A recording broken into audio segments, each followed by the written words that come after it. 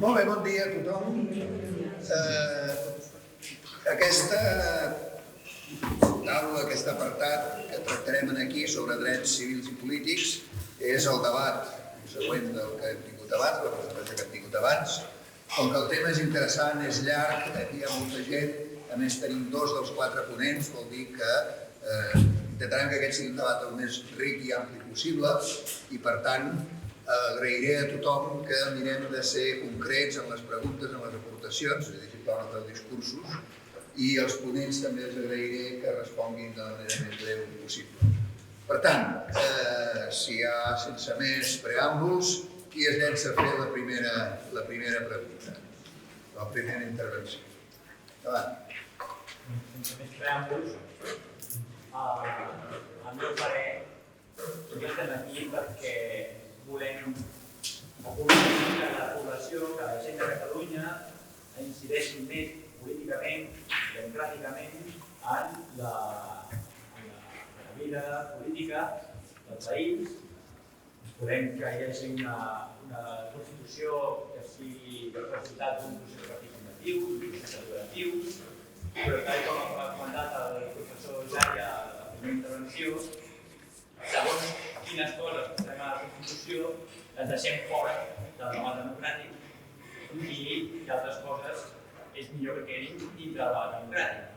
I segurament molts de nosaltres volem mantenir el debat democràtic més enllà de la Constitució, que hi hagi unes coses que quedin protegides per la Constitució, però també voldríem que la ciutadania pogués participar en moltes altres que no quedin restringides o blindades a la Constitució. I en aquest sentit, si això és el que hem vingut a fer,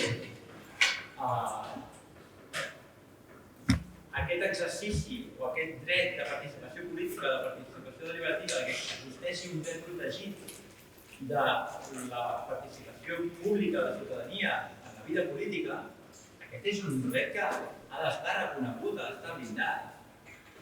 Per tal que, si en un moment s'ha de modificar la Constitució, modificar si hi ha alguna llei que s'ha de poder incidir en la seva redacció i en la seva elaboració, es pugui incidir i com això s'articula, també és una de les coses que s'ha presentat als ponents, que una cosa és que el dret estigui reconegut i una altra cosa és que el dret estigui garantit. Els drets s'han de garantir i aquest és un dret que jo crec que s'ha de garantir, que és de cap manera, el de participació política i democràtica.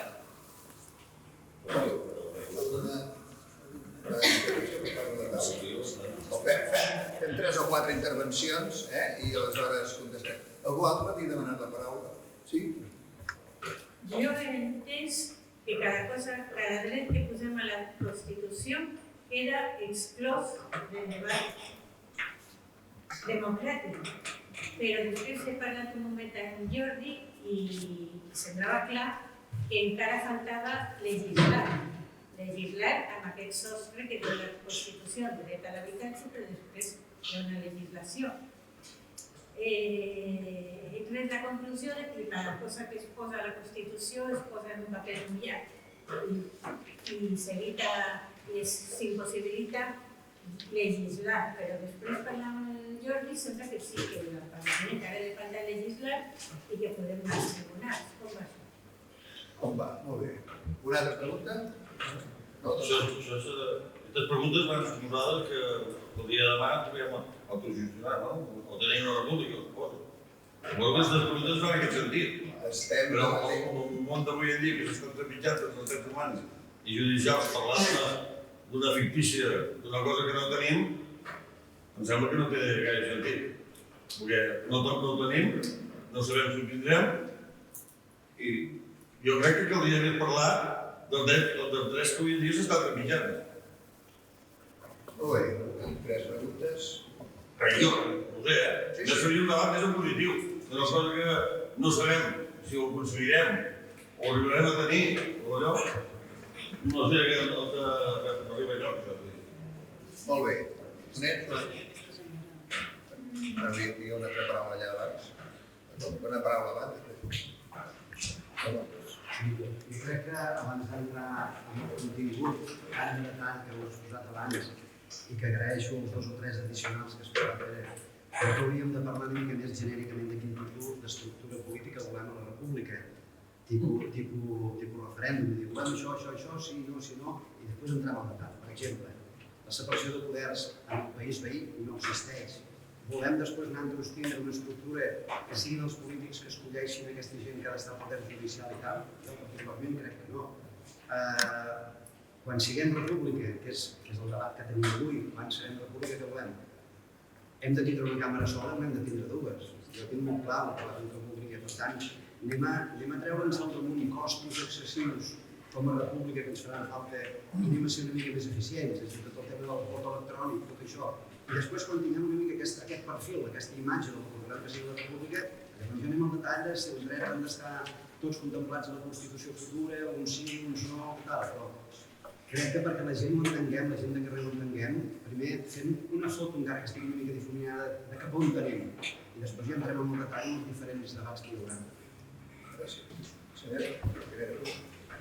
Aquí en l'apartat de dret de les dones a interrupció de l'embaràs, jo hi afegiria un aspecte que considero important, que és el dret a una educació sexual i afectiva de qualitat als centres educatius. Això no ho he vist aquí en aquests punts. I també el mateix ho inclouria a l'apartat del dret a elegir lliurement la identitat sexual, etc. Doncs aquí exactament igual, o sigui que hi hagi un apartat en el que s'inclogui la importància de l'educació sexual i afectiva als centres educatius des de primària i secundària. Després, un altre punt que no té res a veure amb això, els drets sobre les noves tecnologies, etc.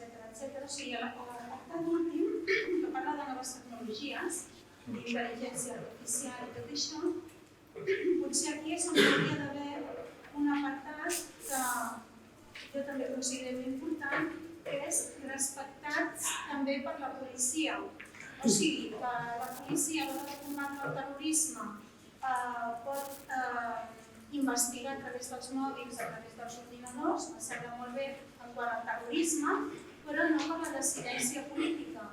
I tal com estan les coses ara, sí que s'hauria de tenir en compte respectar la intimitat en quant a la dissidència política, que no puguin estar contínuament controlant-nos en aquest aspecte.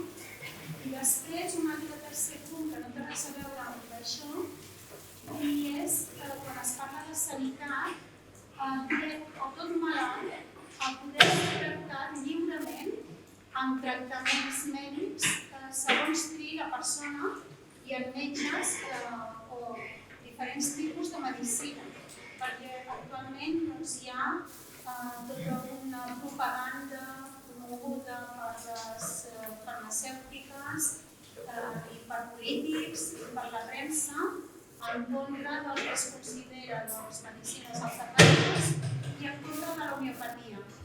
Llavors, concretament, si es pogués incloure d'alguna manera, no sé en quin apartat, el dret de tot malalt a ser tractat homeopàticament. Molt bé, gràcies. Ara, si us sembla, el president respondrà i després farem una segona ronda. Una cosa, sisplau.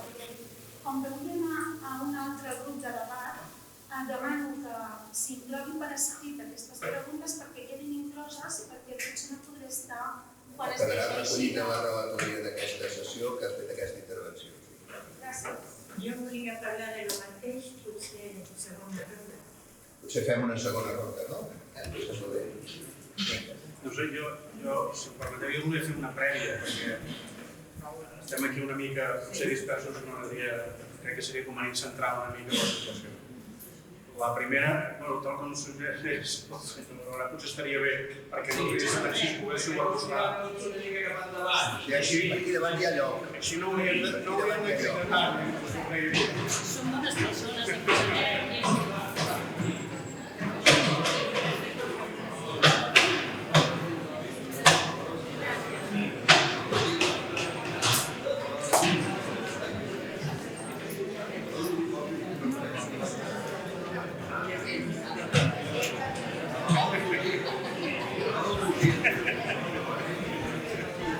Molt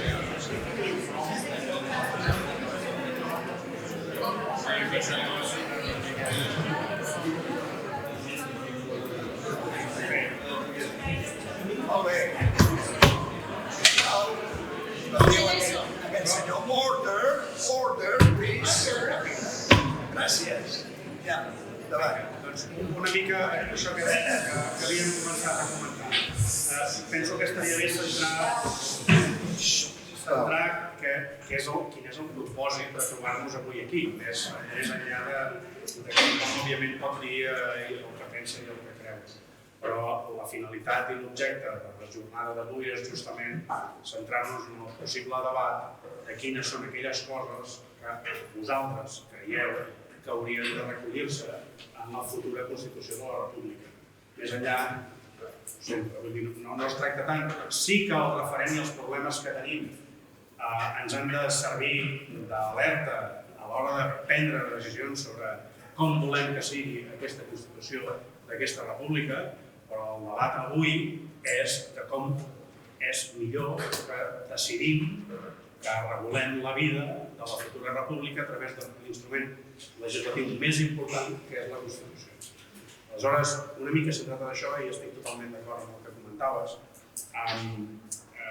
més enllà de començar a debatre, suggereixo, punts concrets que creiem que han de ser incorporats com a drets a la Constitució, com a cartes de drets garantits o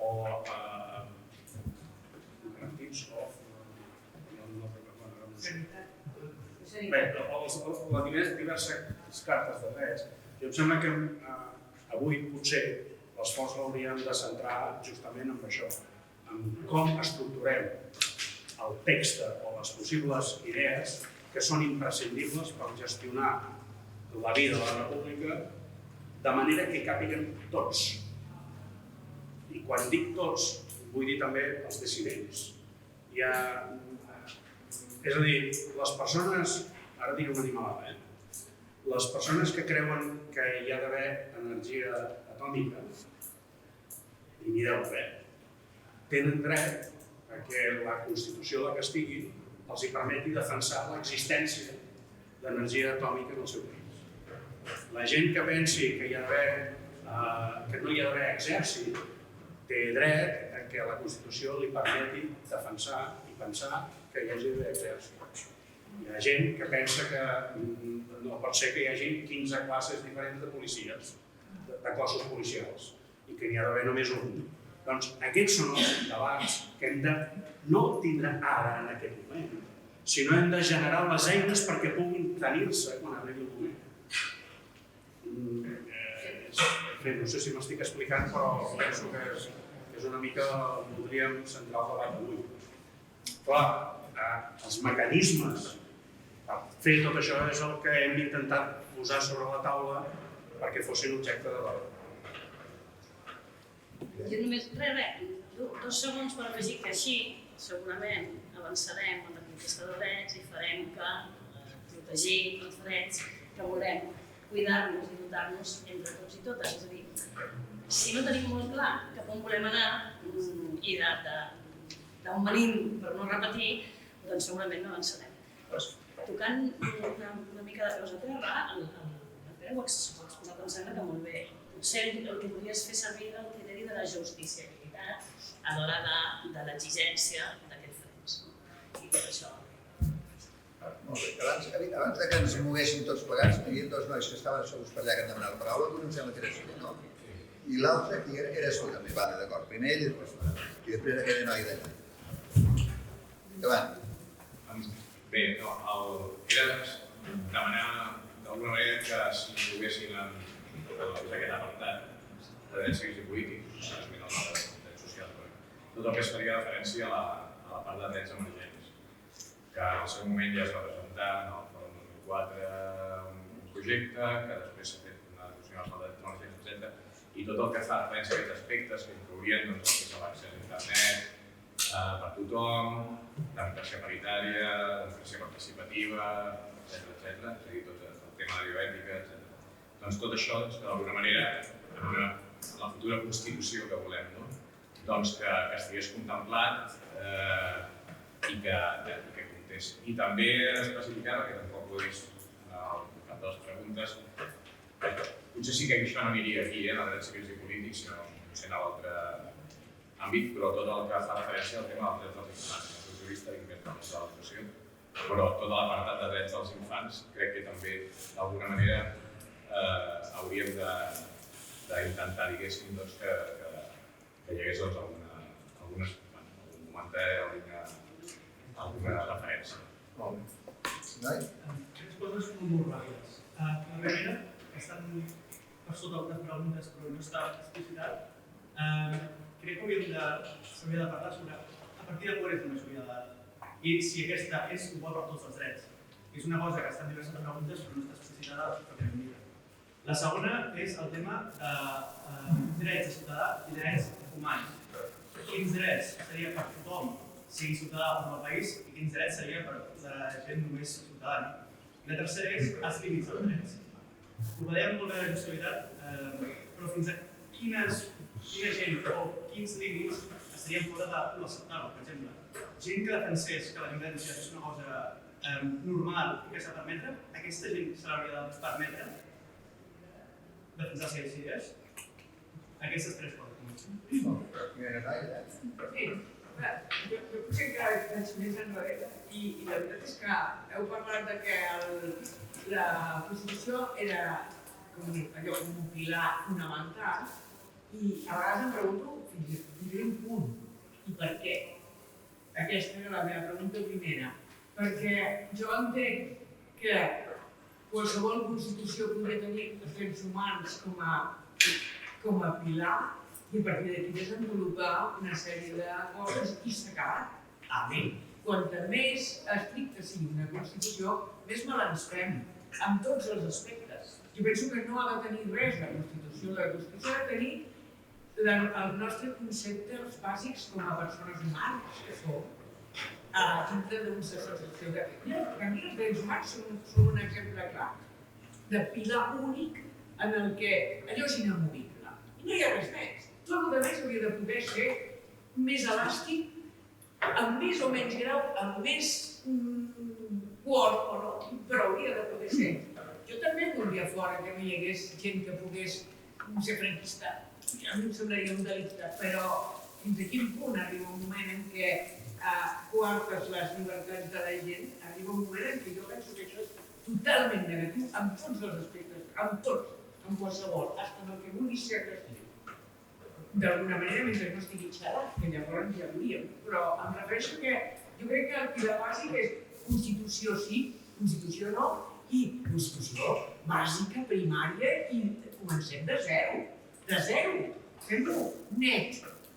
El més net que puguem i el més enllenador que puguem. Ja està. Molt bé. Sí, jo volia anar també una mica més enrere, no m'allargo gens. Voldria anar una mica més enrere i procuro no allargar-me.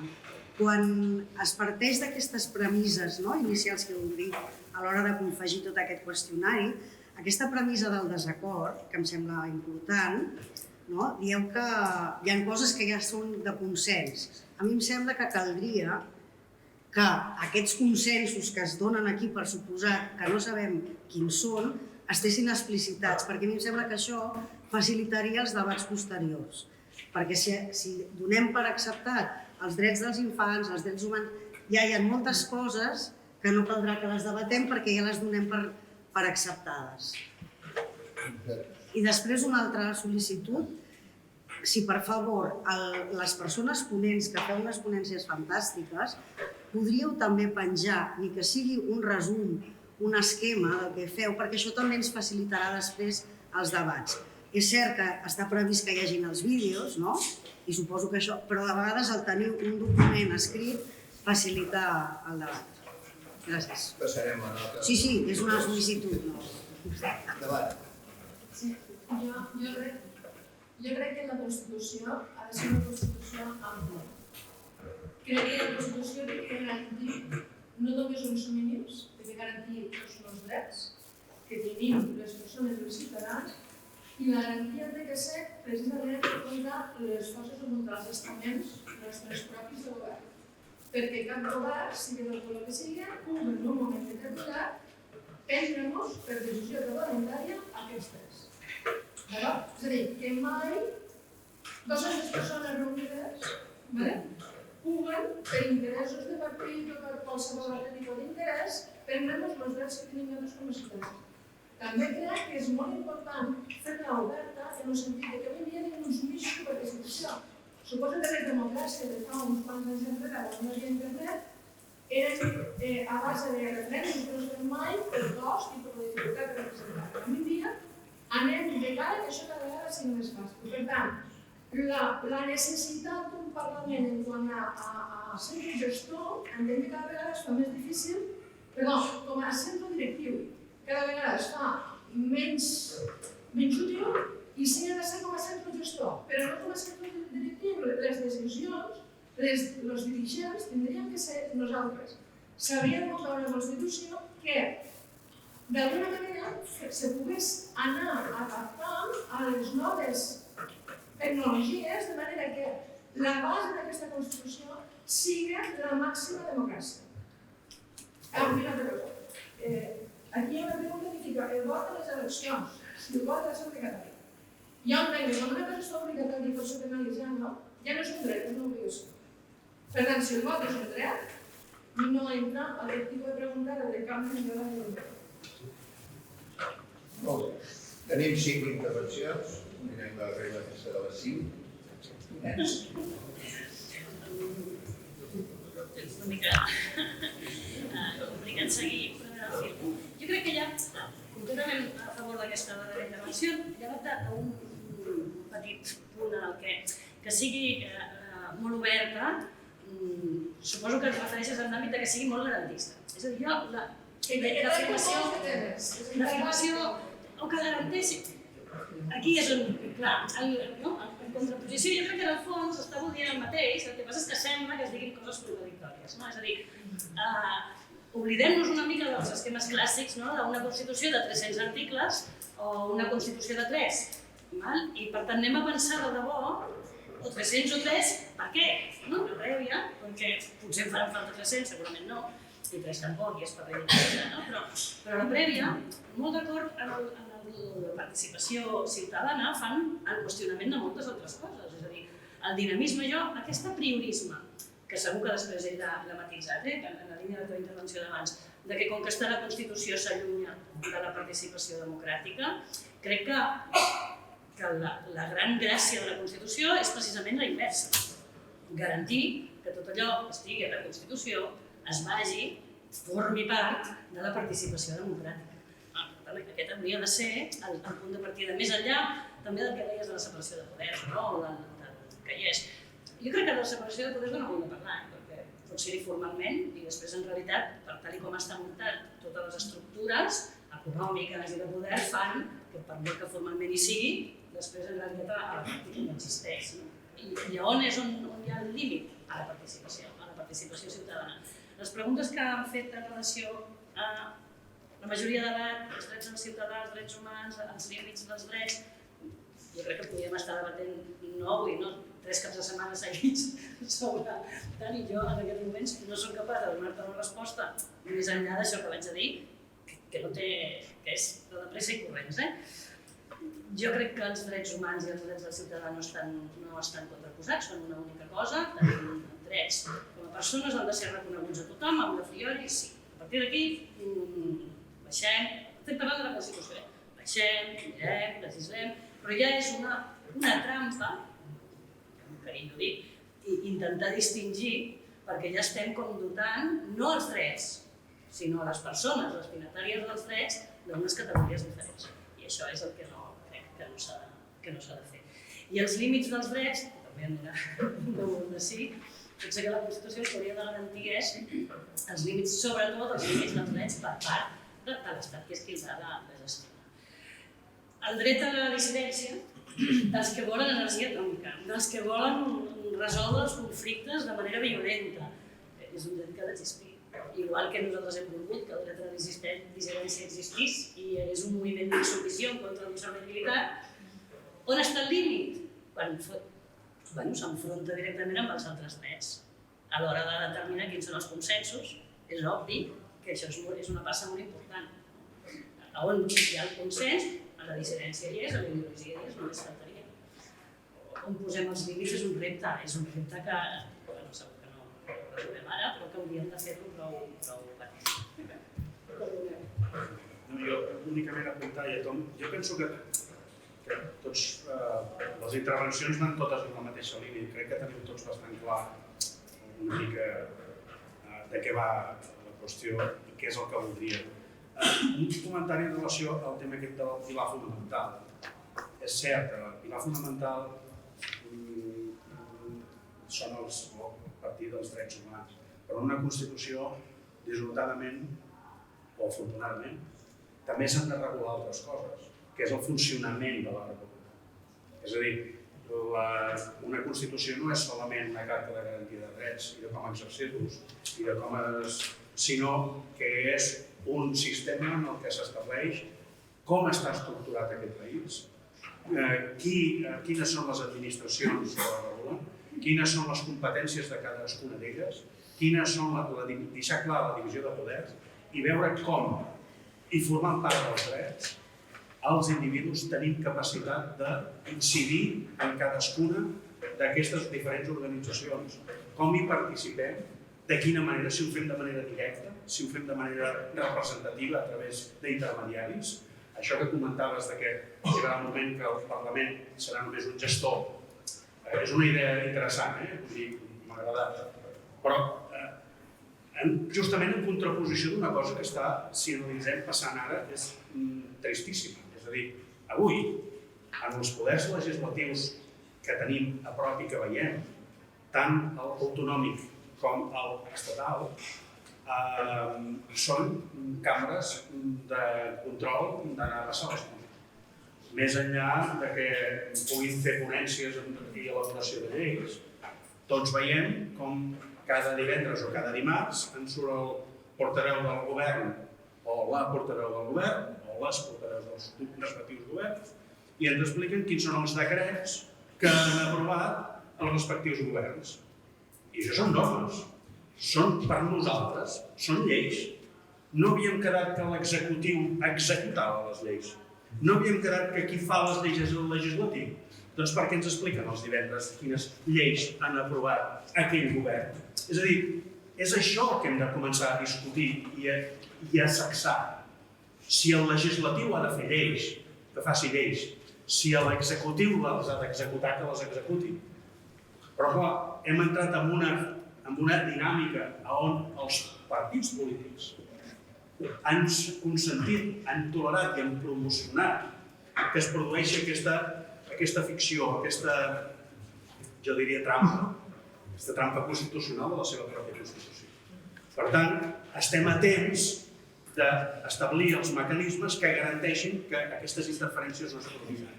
Òbviament, a nivell d'Espanya, si la interferència que hi ha entre el poder legislatiu i l'executiu, en aquests moments ningú és capaç d'assenyalar on està la ratlla de diferència, ningú. Ens sorprèn que tampoc sapiguem ja on està la del judicial. Han entrat en un vici que ja hem fet nostre, per dir-ho d'alguna manera, i que ara, amb instruments com els que avui estem debatent, seríem a temps de mirar d'evitar que es reprodueixin. Per què? Doncs perquè a través d'aquests mecanismes garanteix la participació veritablement directa del ciutadà, amb intervencions com poden ser la presentació d'iniciatives legislatives, amb intervenció del vot electrònic i, per tant, la participació en les decisions importants del país que les puguis fer des de casa. Tots aquests instruments sí que és necessari que mirem d'introduir-los ara a la Constitució, perquè si no els fotem ara ja no els hi fotrem mai. M'explico? Una mica això. Afegir una cosa, Molt ràpida. En relació als drets emergents, jo penso que forma part del mateix debat i em serveix per enllaçar. Demano que hi siguin. Jo crec que vaig més enllà. La Constitució ja hi han de ser. És a dir, hem de definir-los de manera... Els drets, l'existència dels drets, hem de dotar-nos d'una definició prou clara com per què. Els anomenats drets emergents ens adonem que en realitat no són més que concreció adaptada a l'evolució que fem com a persones dels drets dels drets que nosaltres hem de definir, que són com a bàsics i fonamentals. Per tant, aquesta adaptabilitat via participació directa és el que penso que fa que la Constitució sigui realment participativa. Els drets emergents està bé si els llistes, però clar, quan els llistes, d'aquí 20 anys, els altres drets emergents no estaran. Per tant, més que un llistat, o que un concepte de dret emergent és la concreció d'aquests drets ja reconeguts adaptada a les realitats de cada persona. Molt bé, qui primera fila? Sí, No. a veure, justament amb la primera intervenció de Joan Intària, per primer vegada a la vida se m'ha fet la pregunta, m'he fet la pregunta i dic, ostres, és veritat, la Constitució que voldríem pot ser o densa o oberta. I m'he fet ja de dir, no havia pensat mai. I per mi és la gran pregunta inicial. Donada la qualitat d'aquests ponents i que en realitat m'has donat molts arguments per ja fer-me jo la resposta en la teva intervenció aquesta fera, sí que m'agradaria saber quina és la vostra proposta individual personal. Sí, per favor, perquè és que a mi m'ajudarà. Sí, pot ser. No sé. Estem fent preguntes. Perquè per mi és la base. Sí. En el moment que jo mateixa em respongui a mi mateixa de quin tipus de constitució vull, seré capaç de contestar altres aspectes, d'àmbits, no sé què, no sé quantes, però és que no me l'havia fet mai aquesta pregunta, me l'estic fent ara i per mi saber les vostres opinions, encara que la teva ja l'he deduït, però bueno, m'agradaria, però molt escoltament, no cal que em feu un discurs, sinó simplement la vostra opinió per tenir-hi en compte. Com que us han fet una pregunta molt concreta, una resposta molt concreta, abans de seguir donant paraules. Jo és que això de que és densa o és oberta? No, és molt ràpida. Jo ja vaig néixer mullada, jo això de quan intervinc i procuro donar dades objectives, però no soc capaç de posar coses en les que no crec. I per tant, densa o no densa, i una mica ja ho he dit abans, no per molts articles són més garantistes, ni molt menys, no per moltes descripcions arribem molt lluny, abans he dit molt ràpid, uns quants drets anunciats que després ens els han carregat, i per tant, jo soc molt partidari de fer una Constitució que garanteixi la participació ciutadana continuada, és a dir, fugir d'aquesta idea de que la Constitució ens allunya de la participació democràtica i fer que la Constitució sigui l'instrument de participació democràtica. Aquesta és, per mi, la idea bàsica de participació de la ciutadania en tant que ésser humà, és a dir, clar, tampoc vindran a participar a la Constitució catalana dels holandesos. Però els holandesos que vinguin aquí sí, per què no? La idea que també apuntava el Carles dels nouvinguts, de quant de temps hem de considerar que la gent forma part de la comunitat. Això és important, que la Constitució què ha de fer? Respirar obertura en aquest sentit. No pretendre concretar-ho, però respirar obertura en aquest sentit. Participació directa i garantia màxima de temps. Una mica en la línia de la Mireia. És a dir, jo penso que hi ha uns principis bàsics que han de quedar molt clars i molt definits.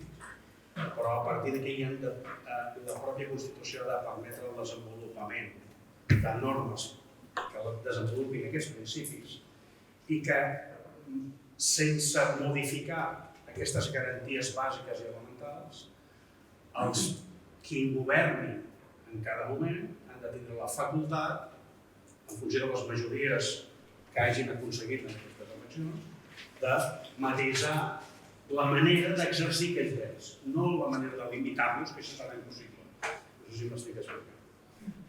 Una mica perquè jo soc de la idea, diguem, decimonònica, si em permeteu, d'implantar la llibertat a garrotades. És a dir, a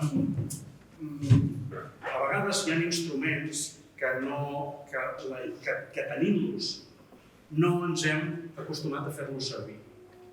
I potser el que ens pot servir una mica tot això és recordar antics instruments que ja existeixen i que, com que són incòmodes els que governen, ens hem oblidat de fer-los servir. I això és el que a mi m'agradaria que sortís en aquesta Constitució, enfatitzar l'existència d'aquests mecanismes. No sé si t'he contestat. Molt bé. Senyora. Jo el que sí volia comentar és que realment perquè sigui una Constitució que defensi apliqui i potenci els drets ha de ser també restrictiva en aquelles coses o d'aquelles ideologies que van contra els drets de les persones. Per tant, jo entenc que no se pot permetre tot i la llibertat d'expressió que, per exemple, hi ha grups nazis expressant-se o que hi ha gent que faria apologia de la violència de gènere o que diguen que no hi ha o que no existeix o que no ho direm. Doncs sí que crec que hi ha coses que han d'estar prohibides, és a dir, que no s'ha de restringir. Per poder garantir una cosa, s'ha d'anar també ficant una restricció a tota aquella cosa que va contra la garantia d'aquesta part. S'ha de garantir que les col·lisions de drets que es puguin produir no xafen altres d'existents. I després... Perdona, que t'atallo. És que és això, justament. És que és justament això. Quan parlem d'un mínim, qualsevol erosió d'aquest mínim ha d'estar protegida no solament per aquell qui el vol exercir, sinó contra aquell qui el vol erosionar. Suposo que és una mica això.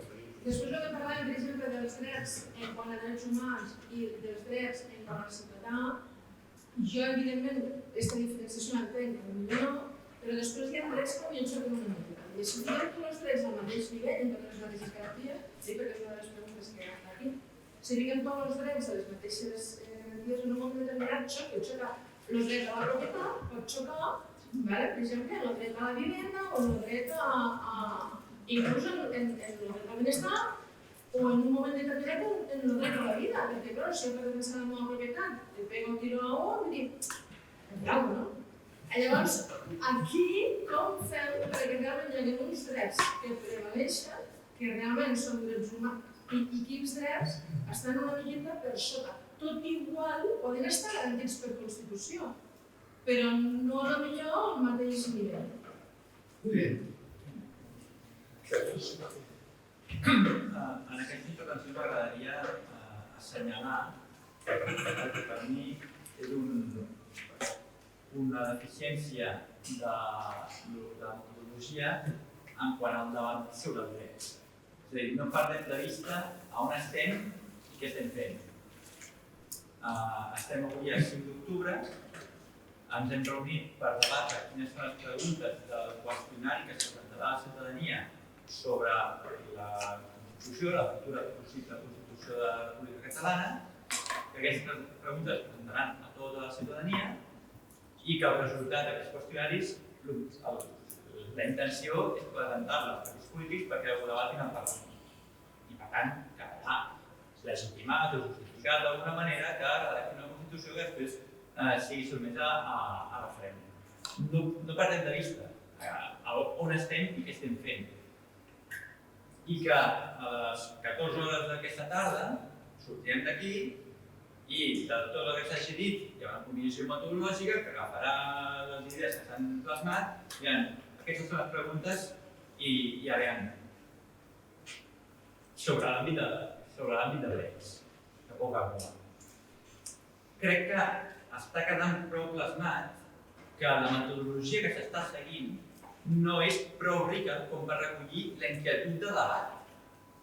Perquè d'aquí a 14 hores ni tots nosaltres ens haurem expressat amb tota la riquesa que ens agradaria, ens estem contenint molt, m'està semblant que ens estem contenint molt, ni tampoc nosaltres som els únics que crec que haguem de pronunciar-nos al respecte. Crec que aquest debat s'ha d'obrir molt bé. I la metodologia és molt important. Referent a la metodologia, l'Albert Noguera ho ha explicat en la seva primera intervenció, un dels condicionants és la sistematització. Ja no per ell, ha parlat després de l'Albert Noguera, les eines amb les que s'està preveient treballar sobre la sistematització són molt limitades en l'era de la intel·ligència artificial que estem, que hi ha mecanismes molt potents a l'hora de sistematitzar la participació ciutadana. I li he passat un parell de referències. Ho dic perquè a efectes de drets, un dret molt important per estructurar la societat, no parlaré del que he dit al principi perquè ja he dit i estic totalment d'acord amb el que he dit, del dret a la participació ciutadana que ha garantit la Constitució, és fonamental. Però és que a més, la manera com fem aquesta Constitució ha de ser exemplar. per fer possible aquest dret. Ha de ser exemplar i no ho està sent, perdoneu-me, però és que això, aquest exercici que estem fent avui aquí, no està sent exemplar. Si és que el resultat d'això és que tots acabem, ens oblidem de quines són les preguntes fins que les presentin a partir del novembre i marquem unes creus en les caselles. Això no és exemplar. I crec que tots ens imaginem alguna cosa més, no pas això, més ètica quan endavant. Des de l'educació.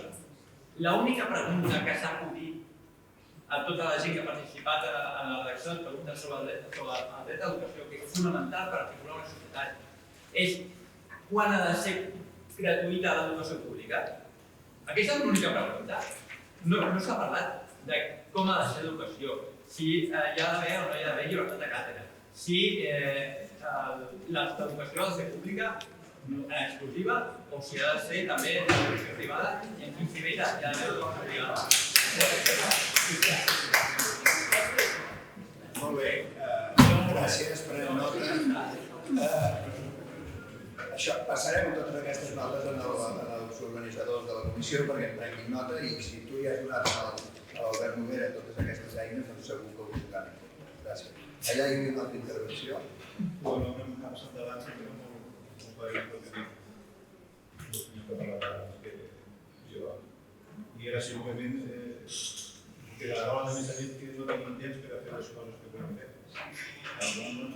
És tan important el que podem fer que hem de buscar la manera i la forma de com ho fem perquè aquestes coses que fem avui les poguéssim allargar d'alguna manera o altra.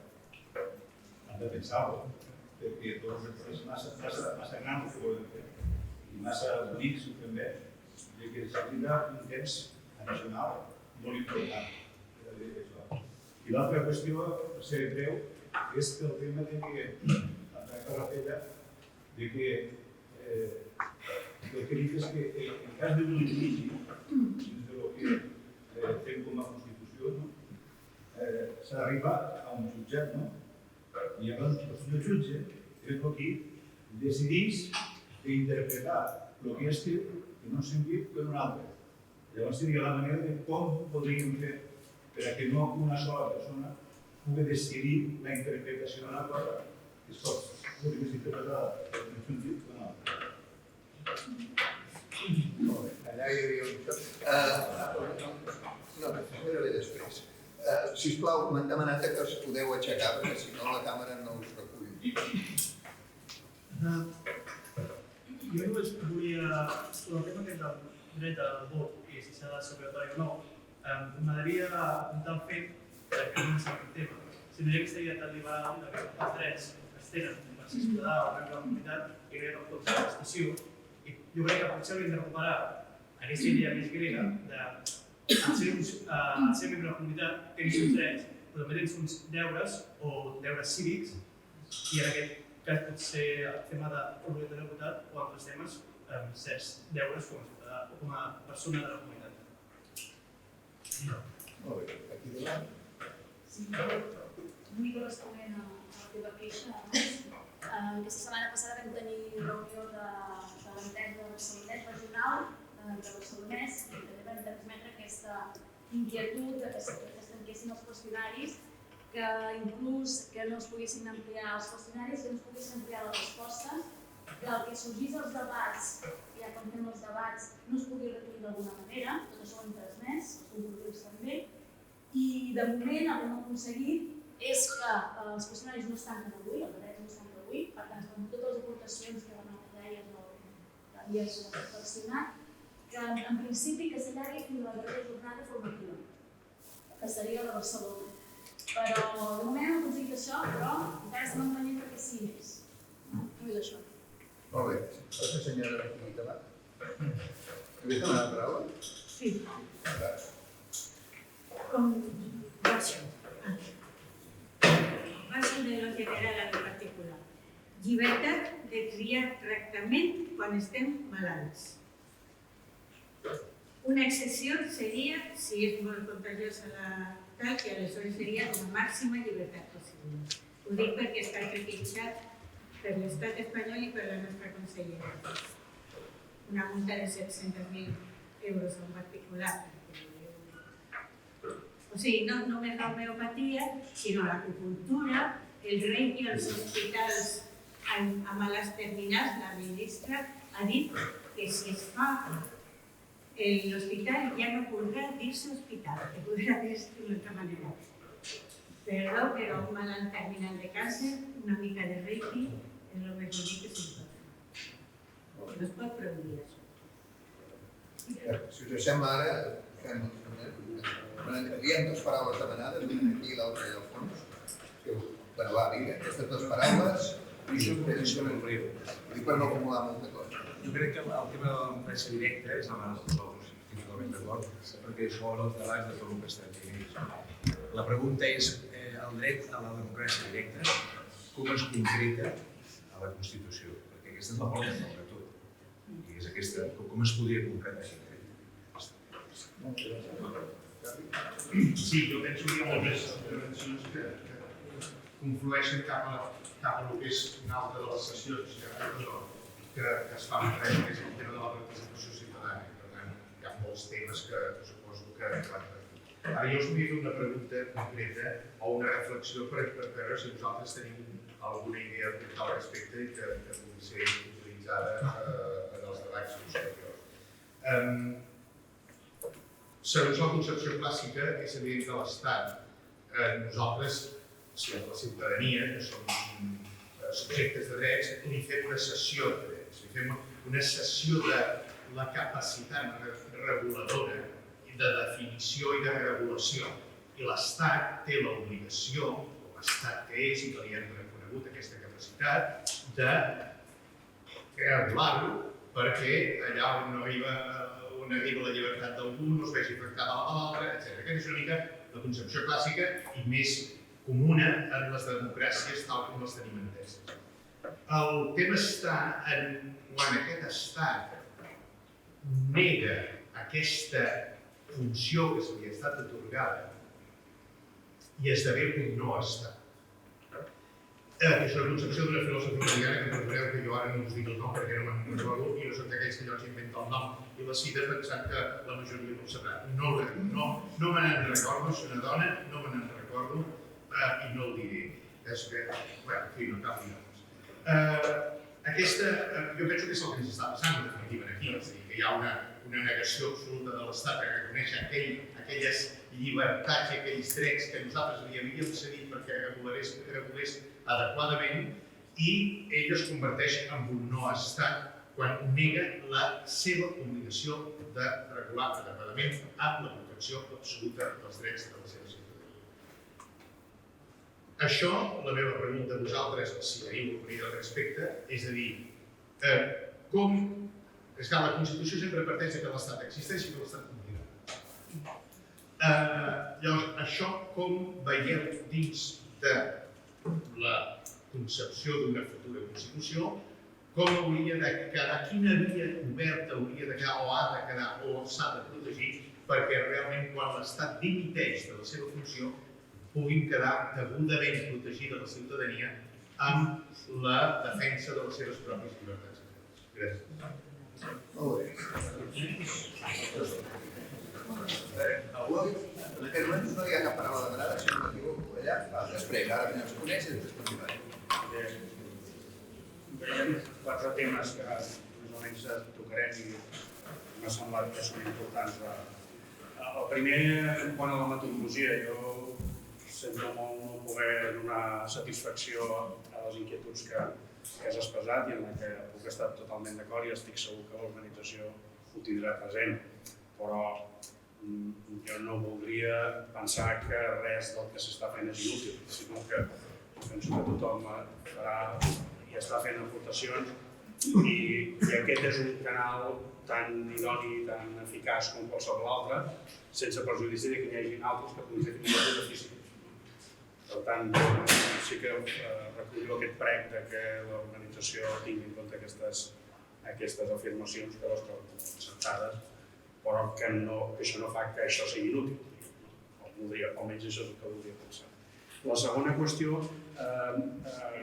el tema del Tribunal Constitucional, que aquesta última instància judicial que ha de dirimir... Clar, aquí venim condicionat per el que ens està passant. Però el que ens està passant aquí no només passa aquí. Vull dir, en les democràcies consolidades aquestes situacions estan bastant resoltes. És a dir, jo no sé quin ha de ser el mecanisme, però el que sí sé és que, abans ho he dit la Mireia, per copiar i copiar malament no és molt més no fer res. Jo penso que l'estratègia sobre la garantia dels drets constitucionals, i és una opinió personal, no necessita l'existència d'un tribunal constitucional. Que jo penso que si tenim els tribunals que funcionen com han de funcionar, haurien de ser prou garants de l'exercici dels drets i de les llibertats. Una altra cosa és, insisteixo, els vicis que patim i veiem.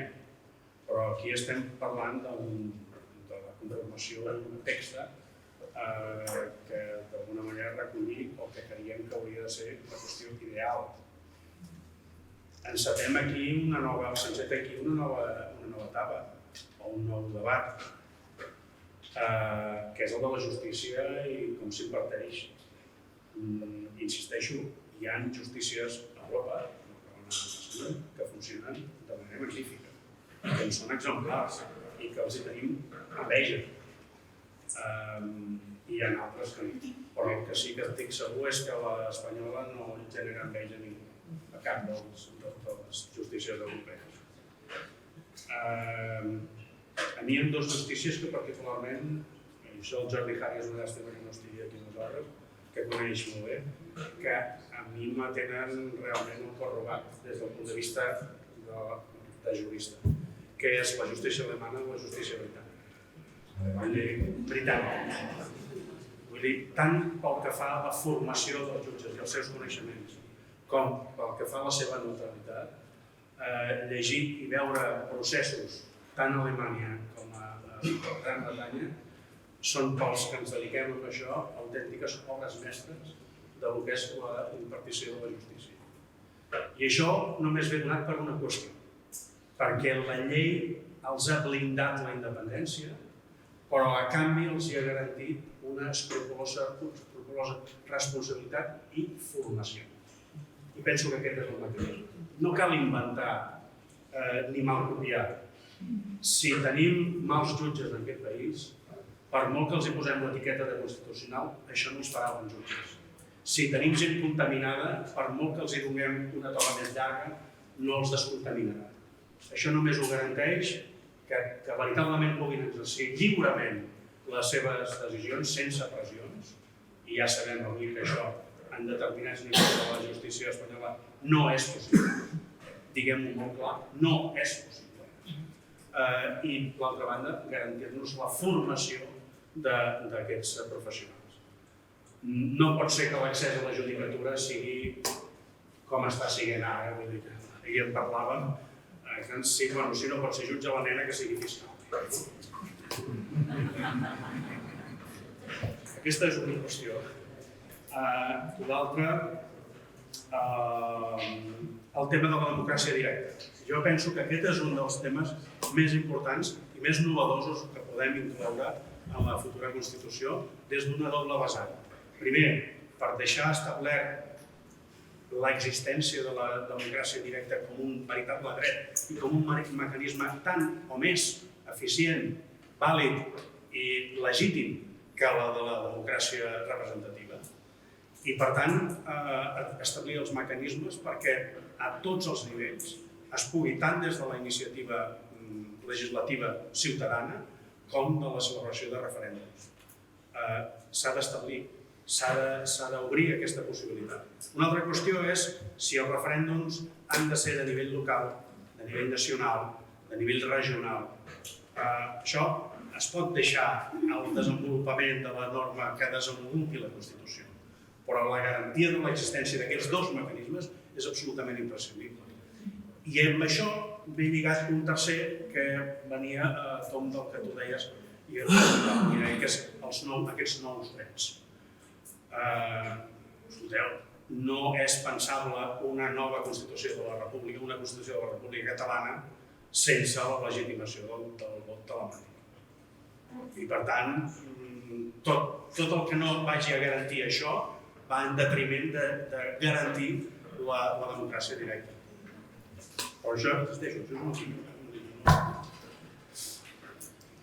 No sé, perdó. Perdona, que tenim opinions molt similars i al final serà igual.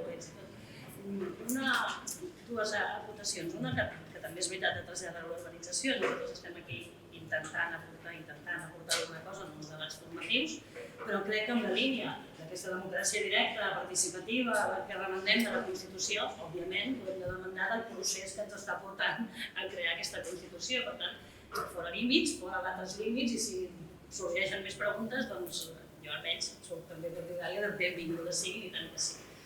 Però, pensem una mica i seguim pensant que també és molt útil, sí que és. Pels límits, no? Una mica tornant a les primeres intervencions d'ara. Jo és que no m'ha donat temps d'explicar-ho molt quan intervenia. Això de separar els drets per categories, els drets civils, jo crec que hi ha una cosa bàsica, que és el que hauria de dir la Constitució, que és que no s'entenen uns drets sense els altres i és impossible analitzar-ne un de sol de manera aïllada. I sobretot en l'àmbit de la confrontació, finalment, perquè hi ha un moment en què vulguem o no, tot acaba sent una confrontació, com aquest procés nostre, vulguem o no, hi haurà un moment de confrontació de legislacions i de legalitats, doncs hi ha un moment de confrontació, afrontem-ho, siguem valents i valentes. Sí, hi haurà moments en què hi haurà drets que col·lisionaran. Doncs és el moment de fer aquesta passa enrere i de visionar-los tots en conjunt. S'ha de garantir o no el dret a la propietat? Potser la discussió és, aquesta garantia del dret a la propietat té el seu límit en d'altres drets? En un, en tres, en cinc? Què utilitzem? Doncs utilitzem aquesta mirada que ens ha de donar la Constitució, que per això recull efectivament aquesta idea de quedar-se oberta, d'aquesta anàlisi real d'exercici de drets com a persones que tenim, tan vàlid a nivell individual, pot ser un com l'altre, però tan real i efectiu ha de ser vist des d'aquesta globalitat. Per tant, jo els límits, que és una paraula lletja, però l'hem d'assumir, els analitzaria des d'aquí i per tant hi hauria d'haver un mecanisme a la Constitució que garantís l'eficàcia horitzontal, no de si uns són més importants que d'altres, sinó per aquesta integritat de la persona i des d'aquesta perspectiva analitzar els temes dels límits, sense descriure'ls, però sentant el principi de democràcia directa. No cal que ara redactem l'article, però com es fa?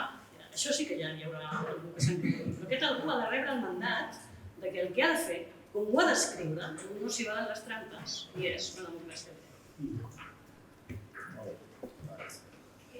Jo penso que s'hauria, no soc experta en tots aquests temes, jo soc docent, jubilada ja, però penso que s'hauria de partir de quin model de societat volem i en quins valors es basa aquesta societat. Perquè a partir d'aquí es poden derivar moltes coses, penso jo.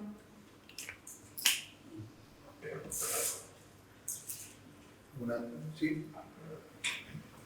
Jo volia comentar en relació amb el Pere de la democràcia directa, si a part d'aquestes dues opcions que estem donant, del referèndum i de la iniciativa legislativa popular, podrien encabir, encara que siguin valorades, evidentment no desenvolupar-les, altres opcions.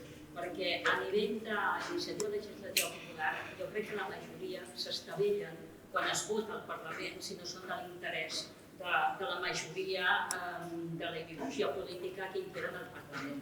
Això per una banda. Si es fessin, potser es podien desenvolupar d'una altra manera que realment fossin més efectives i que no se les puguin carregar molt fàcilment. I després l'altra, també has fet un apunt abans amb la teva explicació que a mi m'ha agradat molt, que són llistes obertes. Realment per mi una llista tancada de partit és una llista clientelar, que realment el que funciona és per garantir el poder del partit o els interessos del partit, que moltes vegades no són els interessos de la ciutadania. Llavors, podries explicar una mica més llistes obertes? Sé que a Anglaterra funcionen i crec que funcionen molt bé i realment el votant sap on viu el representant que vota i el representant té que tenir content els seus votants i defensar el que ells volen perquè si no, no tornarà a sortir escollit. Jo voto llistes que no sé qui són, de gent. I per mi unes primàries, si és una primària per votar el cap de llista, no em serveix, perquè aquella persona porta tots els clients que li donaran la raó al darrere, perquè si no, no surten a la propera foto. Per tant, això, no desenvolupar, però potser deixar les línies clares a la Constitució. I m'agradaria que haguessin preguntes, amb aquestes que esteu desenvolupant, que això entrés en els debats que farem, perquè penso que en falten alguns. Gràcies.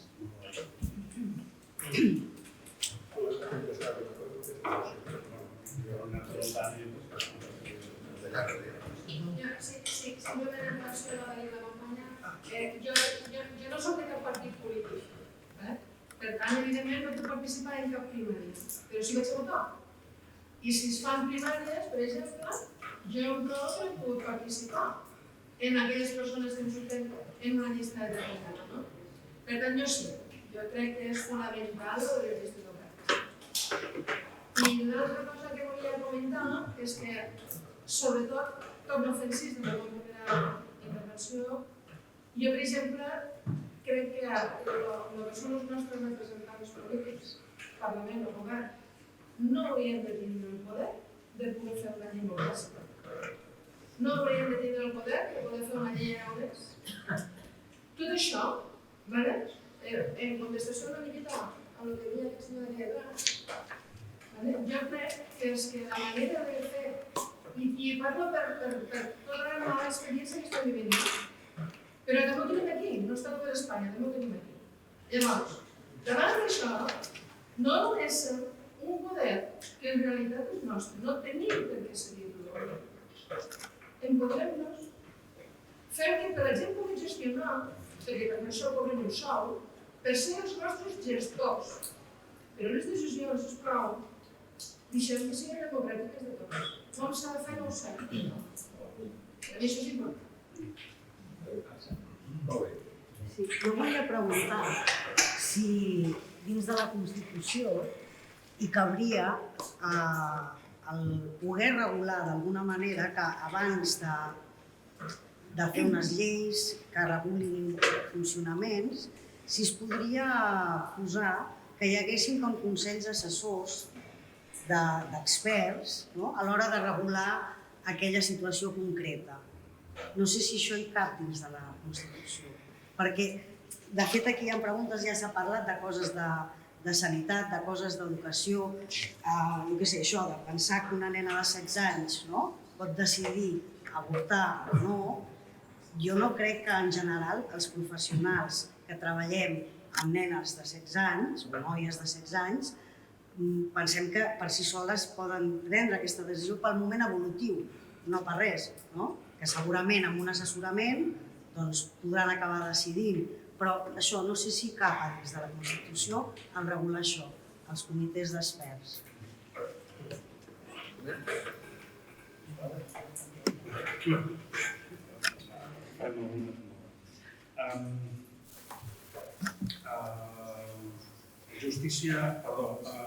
Iniciatives legislatives. Clar,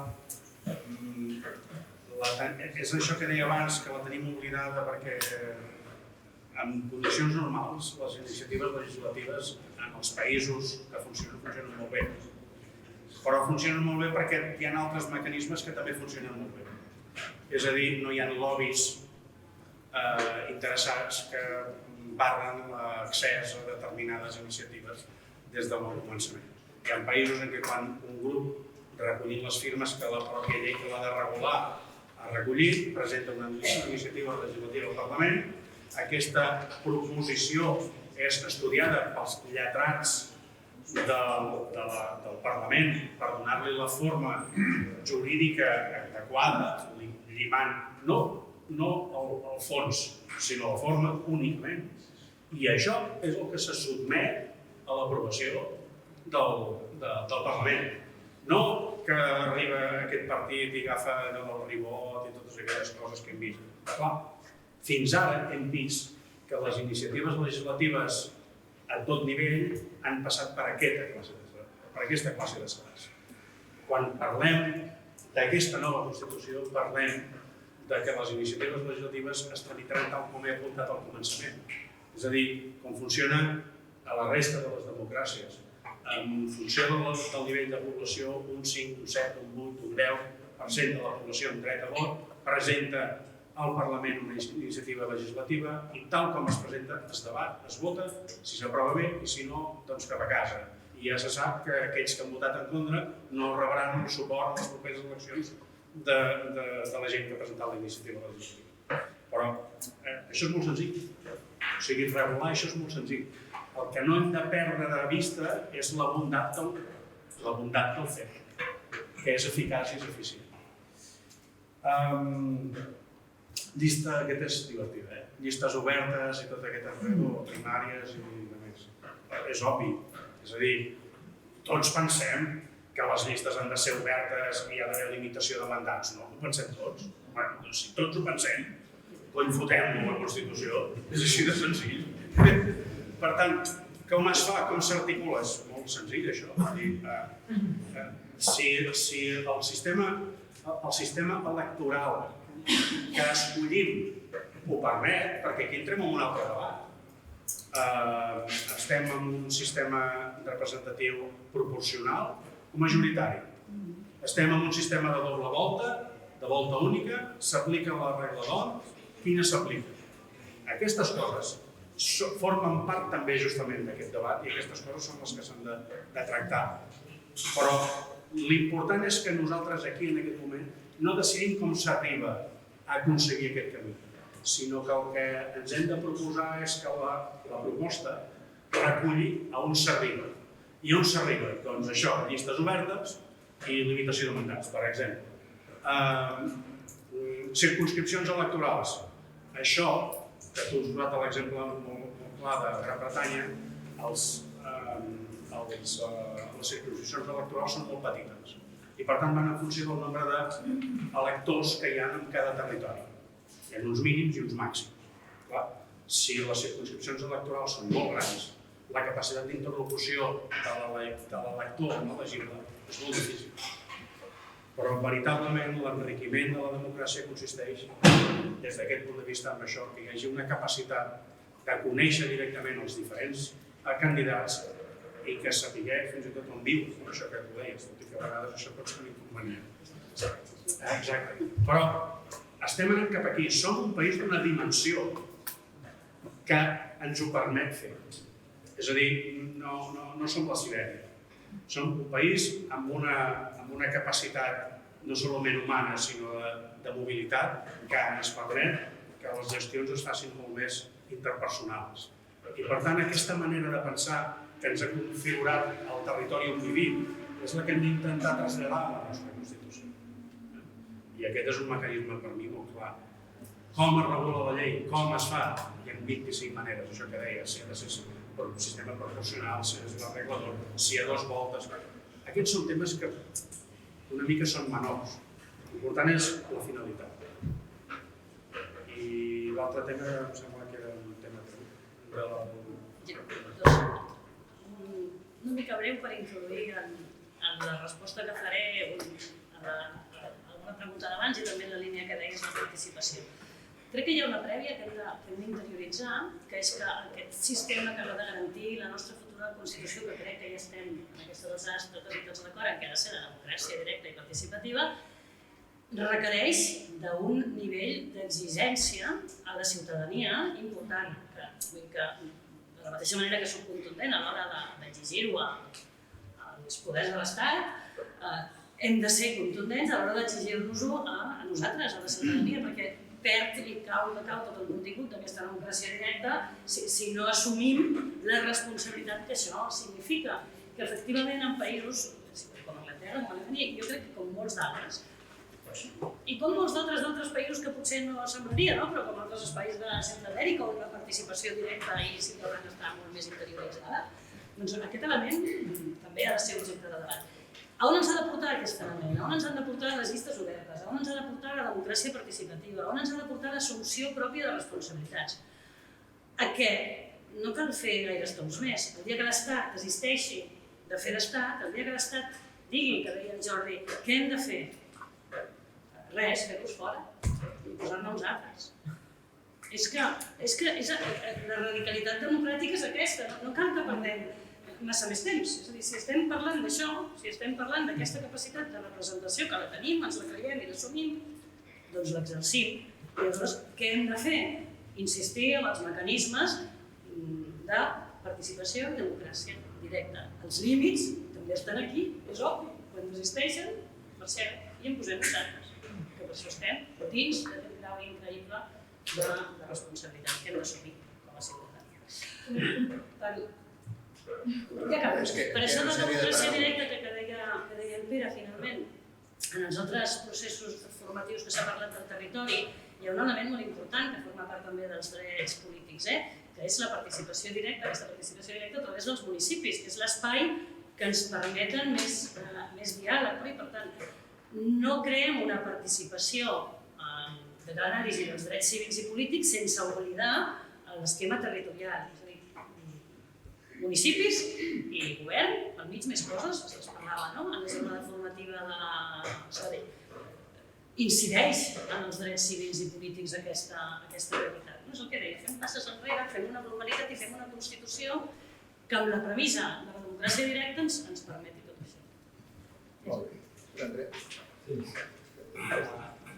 M'agradaria aquesta intervenció esmentar el gran elefant de la sala que s'està esmentant molt desquillat i que crec que... Perdoneu, que m'agradaria esmentar el gran elefant de la sala que s'està esmentant molt de l'esquillada i crec que és central. I hi ha hagut la intervenció del Pere, hi ha hagut la intervenció abans del senyor Domingo, que ha quedat com una mica coixa. És quan has dit que tots pensem o volem que les llistes electorals siguin obertes, tots, menys el poder. I l'esmento, el poder es tracta i en concret. I el senyor Domingo abans hem comentat que la discussió va de drets, de garanties, va de tal, però va sobretot de relació entre la ciutadania i el poder. Sobretot va d'això. El poder. No govern, el poder. Els poders. I aleshores, si tot això que volem fer, de fer una Constitució, no ho fem conscients que el que estem fent és regular la relació entre els ciutadans i els poders, com a poder sobirà o sobirans, anem molt coixos. És el que he dit al principi. No siguem coixos a l'hora de fer les afirmacions. I quan diem tots volem que siguin llistes obertes, però ens oblidem que hi ha poder, que el poder no vol. No havia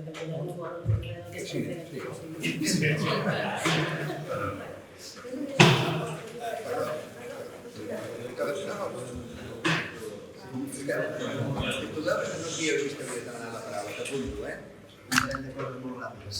Una mica tornant al que havia dit abans, que hem de veure l'estructura general, i concreta el que volem. Però hi ha una sèrie de coses que, per intentar que aquest poder existent perdi aquesta força, que a vegades és una força oscura, però que hi és i que sempre aconsegueix tirar endavant coses que la gent no volem. Jo crec que un dels temes que també s'hauria de tractar és els partits polítics, els que surtin, se'ls ha de financiar per part dels pressupostos de l'Estat. Jo crec que els partits, igual que els equips de futbol se financien amb les quotes dels socis, no hi ha afiliats als partits. Doncs aquesta és la via de finançament. Tot això és, òbviament, obert a discutir. L'altra cosa és el sistema judicial, és un dels poders que hi ha en tots els països. De la mateixa manera que estem dient ara que hem de discutir si les legislatures han de ser dues o han de ser tres, o hi ha d'haver una limitació de màxima legislatura pels polítics, i la manera que tenim la ciutadania per canviar els polítics si no ens agrada és anar a votar. Estem parlant de democràcia participativa, ja ho sé. En el sistema judicial no pot ser que jo me lo dic, jo me lo tomo.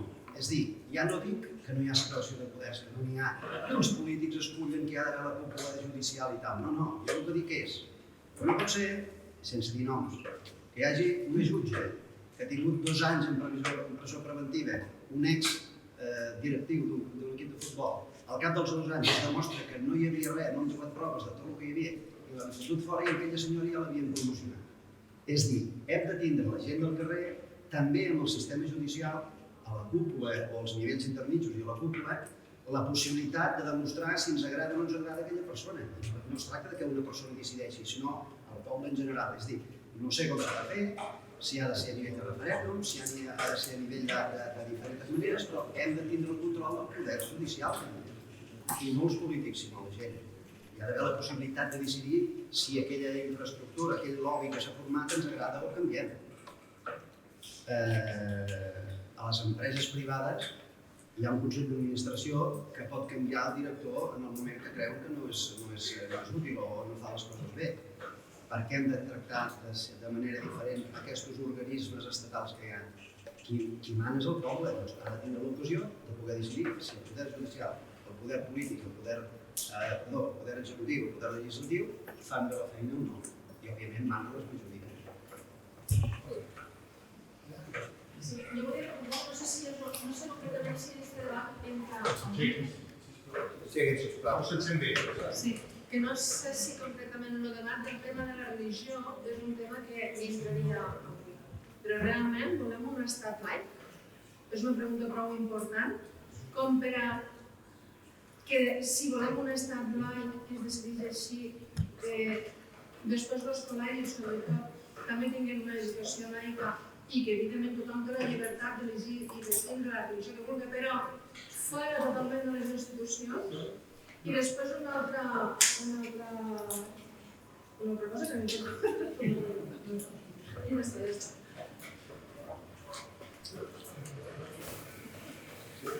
Hi ha dues paraules per aquesta paraula i després aquesta senyora i després contestaré a vosaltres.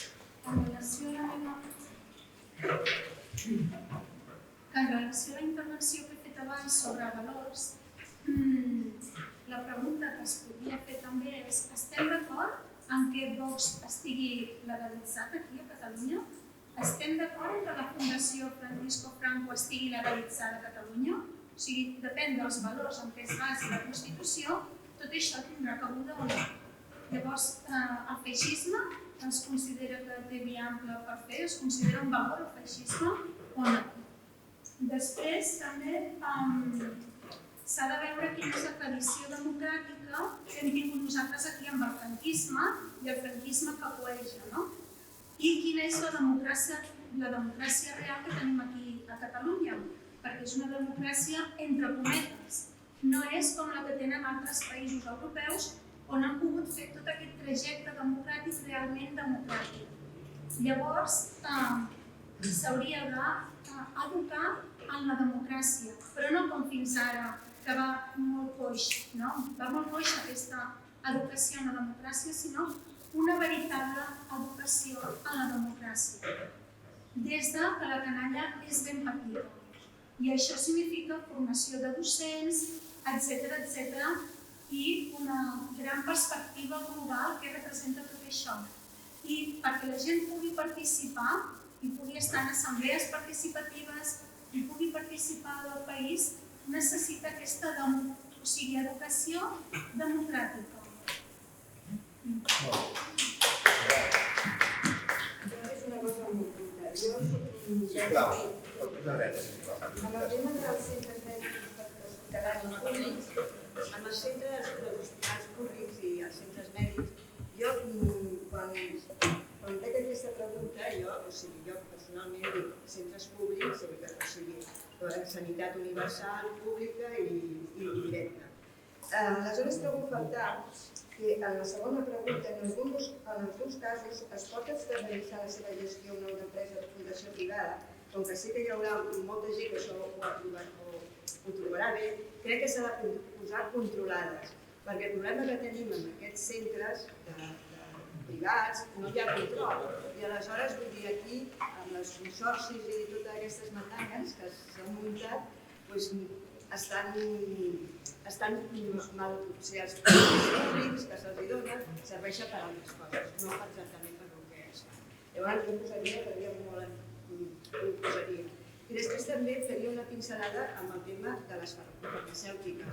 És la batalla de sempre, que no sé si s'ha de posar o no, però és que les farmacèutiques s'enduen un tant per cent molt elevat del pressupost de sanitat.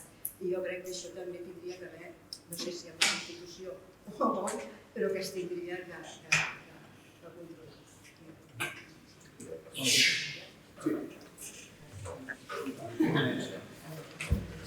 Molt breument abans,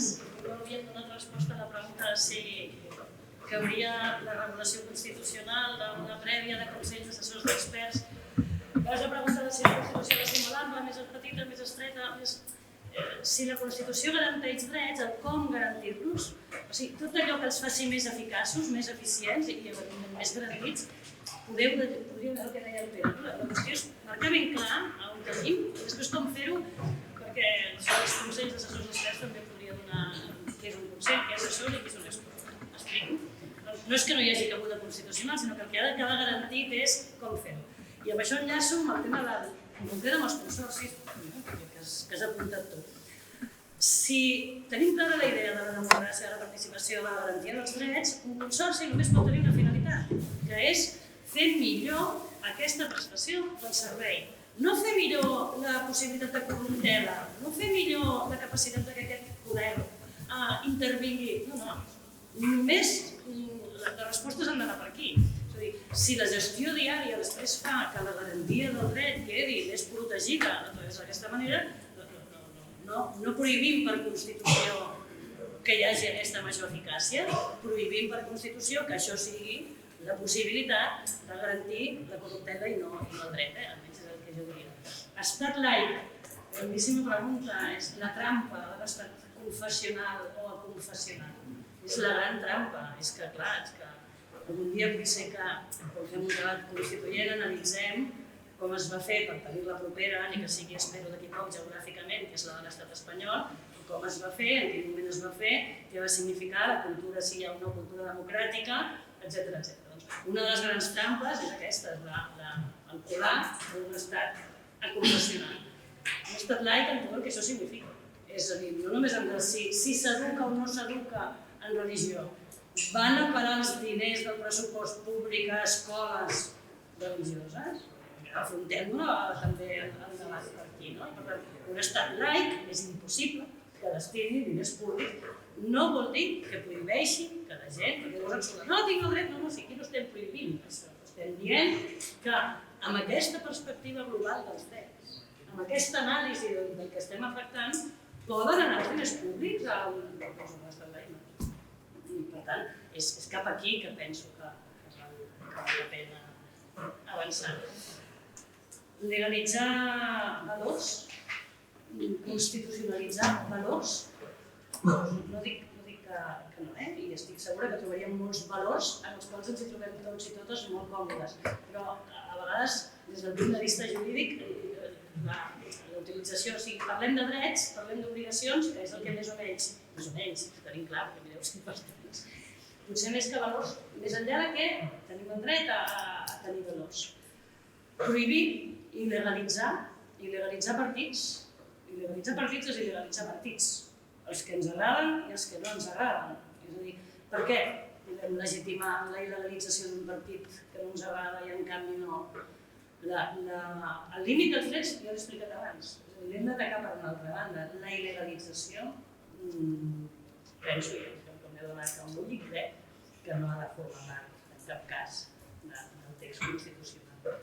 Després ja veurem com solucionem els enfrontaments entre els drets, però la il·legalització ni tan sols, i malauradament, ens agreu de Crec que hi ha algunes coses molt complicades, a mi se'm fan molt complicades. El tema de finançament de partits i després hi ha una encara més complexa que és la capacitat d'intervenció en el control de la judicatura.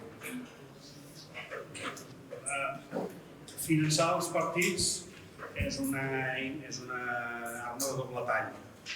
És a dir, jo m'estimo més que els partits es financin públicament, és una opinió personal, que no pas que es financin extraoficialment d'altres maneres com es venen tradicionalment finançats.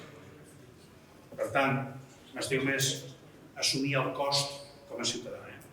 El cost potser excessiu d'assumir aquesta mecànica i els seus apells, que no pas perquè els tindran igual, perquè les necessitats les tindran igual. El que passa que els recursos els obtindran de manera, diguem, obscura o il·legítima. Per tant, jo penso que la manera d'abordar i d'afrontar, i aquest és el principi bàsic i elemental on comença la corrupció és justament amb l'absoluta transparència. I per tant, si el cost social per tots nosaltres a nivell pressupostari ha de ser aquest, jo penso que és un preu que els ciutadans hem d'estar disposats a pagar per garantir-nos justament que la transparència impedeixi situacions de frau i de corrupció. La gestió de la justícia i dels seus... Mira, vaig explicar una brocada, projecte de la justícia.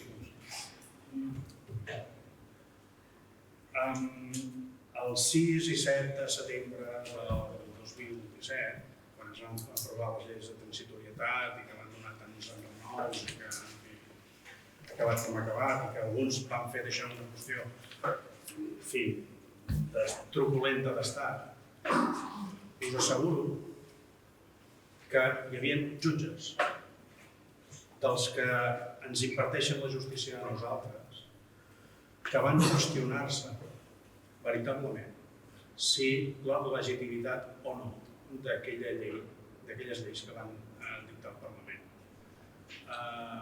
Fins que no va sortir la declaració d'inconstitucionalitat, us asseguro que hi havia jutges que es qüestionaven si efectivament aquelles lleis eren d'aplicació. Eren? D'aplicació. És a dir, no ens fotem a tots dintre el mateix sac. Hi ha jutges que saben fer de jutge, que volen fer de jutge, que saben d'on venen les fonts del dret, que saben que les lleis venen d'un Parlament i que les lleis que aproven un Parlament són aplicables. Hi ha jutges que ho saben, això. Hi ha jutges que no volen saber. M'explico? Ho dic bé a tot per la pregunta que tu feies de qui controla el controlador. Sempre hi haurà una darrera ràtio que serà inaccessible per la ciutadania. I aquesta és d'alguna manera el que parlàvem una mica abans. Hi ha d'haver maneres d'assegurar-nos que qui imparteix justícia són gent amb una formació impressionant. I segon, que s'hagin pogut posar normes que impedeixin la seva corrupció. I aquesta és la millor manera, des del meu punt de vista. Deixa'm afegir molt breu, perquè estem ja fora de temps. El tema dels jutges. Crec que la incidència real ha d'estar en els òrgans de govern de la judicatura. Més que en la persona. Més enllà de l'accés, que amb això també donaria... Però la incidència, la capacitat d'incidència de la ciutadania real de control i dels òrgans de govern i de control dels jutges. Hi ha molts jutges i jutgesses. Jo els dic, ara que no n'hi ha aquí, de la tropa, dels que ens trobem cada dia jutjats, que ho tenen molt clar. Fixa't que anem pujant graons, i deixeu-me que posi una pulla, hi ha cada vegada menys dones i cada vegada més pertinença directa al clientelisme del poder. I els que ocupen espais de govern de la judicatura ja no canvien. Aquí és on hem de fer l'incís. Com s'hi accedeix a la carrera judicial bàsica, ara està reservat uns quants, i sobretot com controlem els seus òrgans de poder. Aquí és on hauria d'incidir la Constitució per fer-ho. Molt bé, escolteu, ha sigut un debat interessantíssim. Sé que tenim moltes coses a dir, de fet hi ha gent que ha demanat la paraula i els he hagut de dir que no, que ara hem de fer una mica de clausura d'aquesta jornada abans de les dues. Jo he intentat bonament prendre nota de tot el que s'ha dit i a la vegada fer de moderador, de manera que segurament no he fet bé cap de les dues coses, però en fi, donem l'oportunitat.